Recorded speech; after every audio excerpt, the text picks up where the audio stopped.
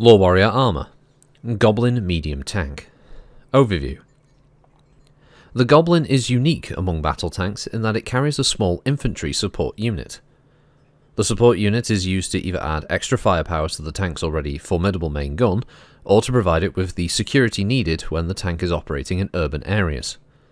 No one's sure who originated the design concept for the Goblin, but it's assumed to have first been produced during the Starlink era. Whatever the case, Johnston Industries took over production of the vehicle for House Davian late in the First Succession War. Capabilities. The Goblin uses a weapon setup popular among the newer vehicles used in the Inner Sphere. Instead of mounting a bulky autocannon or cumbersome missile unit, this tank uses a large laser with enough heat sinks to keep it cool and a small power amplifier to charge it. This type of weapon system has the advantage of a gun with good range and firepower, but without the need to carry ammunition. Many other weapon types may run out of ammo during a sustained firefight, while the laser can effectively fire as many times as needed during an engagement. The Blaze Fire system's heavy laser is a standard turret-mounted large.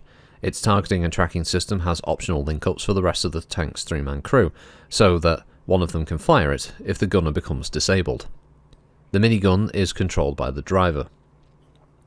The Goblin's most interesting feature is the infantry compartment in the rear of the tank, which is large enough to hold 7 infantrymen and their equipment, or one support weapons team, such as a medium recoilless rifle. The compartment is padded and reasonably comfortable for the inside of a small tank. The infantry carried by the Goblin aren't expected to win a stand-up fight on their own. Neither the Goblin commanders nor the infantry leaders intend an individual tank squad to act as a main offensive weapon in an attack. Rather, the tank is intended for use in groups of 4 or more, which would provide a Goblin lance with a whole platoon of infantry support. This larger infantry unit can function as support for the Goblin unit's attacks, as an independent battlefield unit, and using the Goblins as heavy armoured personnel carriers, or even to aid other infantry units on the field. Battle history. During a Davian raid on the planet Vysau, a large unit of Goblins became cut off by enemy forces, and just as the infantry were ready to disembark, the Goblin commander saw the last Davian mech lance destroyed by enemy assault units. The whole unit then made a hasty but prudent retreat into the surrounding hills. The situation then put the Goblin unit into a difficult spot. Realising that they were cut off from supply on a hostile world and with no news of a dropship coming to pick them up, the commander and the sub-commanders of the Goblin and infantry units devised a plan.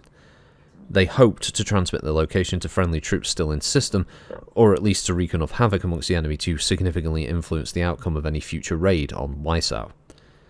The Goblin commander then sent his infantry on a raiding and recon mission. Their primary assignment was to find food and equipment stores, and then to report the location of these back to the Goblin unit's temporary HQ in the hills. The infantry's secondary mission was to raid any small towns and villages they encountered. Their tertiary objective was to hit any mech and vehicle repair stations found, though only with the utmost caution.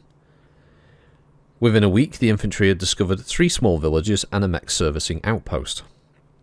The outpost was to be their first target. The Davian commander held back the infantry as more useful for a later fight, and sent the Goblins in to attack the outpost. They managed to destroy it before the outpost troops could relay a message to their own commanders. The infantry would then attack the first village under the cover of darkness. The village was only lightly defended and certainly not prepared for a sneak attack, and after only a few minutes the infantry captured a long-range communications station. The commander decided to use this after the other villages were under his control. The second and third villages fell just as quickly as the first, the last one being somewhat more prepared than the others. However, the fighting would last a little longer.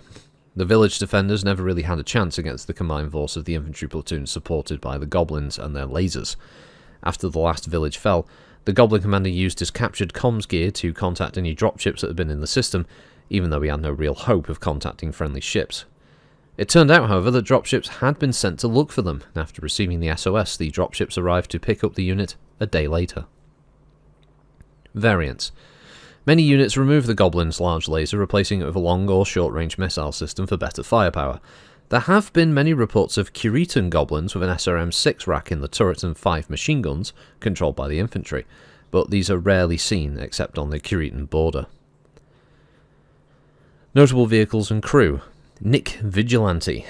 Davian Goblin Commander Lieutenant Nicholas Vigilante was promoted to captain after his daring raid against the Long Tom howitzer train and its Curitan crew. From its hiding place in a valley, the gun was harassing Davian mechs every chance it would get.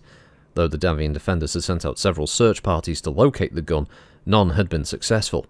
It was Lieutenant Vigilante's infantry squad that finally discovered the howitzer by chance. They immediately called to Vigilante and their goblin the Hornet's Nest for support, and as Vigilante was unable to move the tank into a heavily wooded area, is dismounted and personally then led his infantry against the howitzer, destroying the gun and the crew. Ah, the weird-looking spud that is the goblin, and the weird-looking artwork that is the goblin, because if you look at it, you can see that it looks like it's got a 8 missile rack on the side of it for some reason. No idea why, because its main weapon is a large laser, it has a machine gun, and the infantry squad. It's not winning, let's put it this way, it ain't winning any awards for looks. As far as the tank goes, it's extremely low, wide to the ground, and it has a bizarre-looking turret. We have to assume that. All right, if we have to, all right, let's okay, everyone, shush, everyone, stop screaming. Okay, let's quiet this down. We have to assume that the 8 holes in the side of the turret is the laser system, right? And that it must cycle through each of those as it fires the large laser. Yeah, something like that. So it fires at one, that's the top left one. It fires again, top right one. It fires again, second on the left one.